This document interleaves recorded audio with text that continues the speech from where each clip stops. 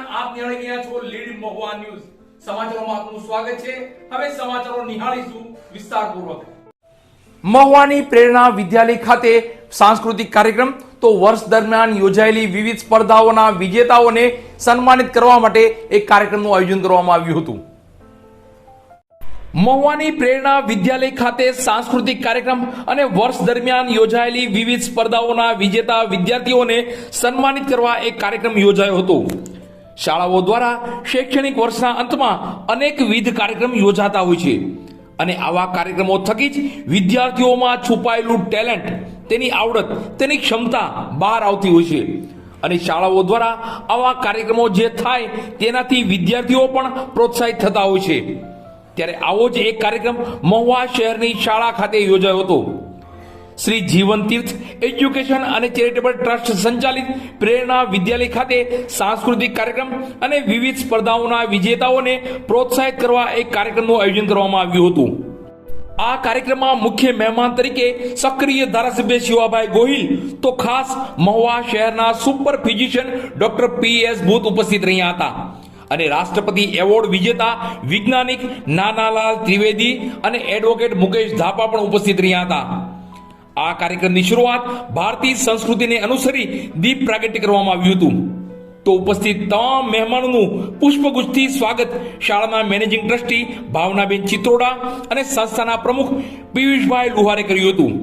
તો શાબ્દિક સ્વાગત પણ પિયુષભાઈ લુહારે કર્યું હતું. તો શાળાના વિદ્યાર્થીઓ દ્વારા પ્રાર્થના ગીત ગાય કાર્યક્રમની શરૂઆત કરવામાં આવી હતી અને શાળાના વિદ્યાર્થીઓ દ્વારા જ સાંસ્કૃતિક કાર્યક્રમની કૃતિઓ રજૂ કરી સૌ ઉપસ્થિત મહેમાનો અને વાલીગણની વાહવાહી મેળવી હતી. બાદ ઉપસ્થિત મહેમાનોના વરદ હસ્તે વર્ષ દરમિયાન યોજાયેલી વિવિધ સ્પર્ધાઓના વિજેતા વિદ્યાર્થીઓને ઇનામ, પ્રમાણપત્ર અને મેડલ આપી પ્રોત્સાહિત કરવામાં આવ્યા હતા. આ કાર્યક્રમને સફળ કરવા શાળાના મેનેજિંગ ટ્રસ્ટી ભાવનાબેન ચિત્રોડા, સંસ્થાના પ્રમુખ પિયુષભાઈ લુહાર અને શાળા પરિવારના શિક્ષકગણે જહેમત ઉઠાવી હતી.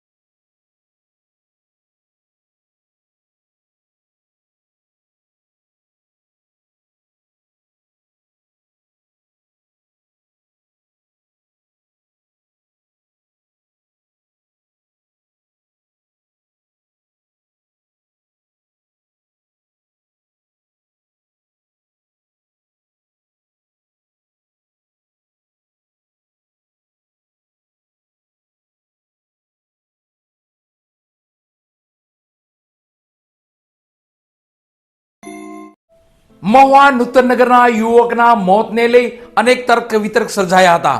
ત્યારે પેનલ PM કરતા તેમનું હાર્ટ એટેકથી મોત થયું છે તેવું સામે આવ્યું છે. મહુવાના નૂતનનગર વિસ્તારમાં એક યુવકનું મોત થતા અનેકો તર્ક વિતર્ક સર્જાયા હતા.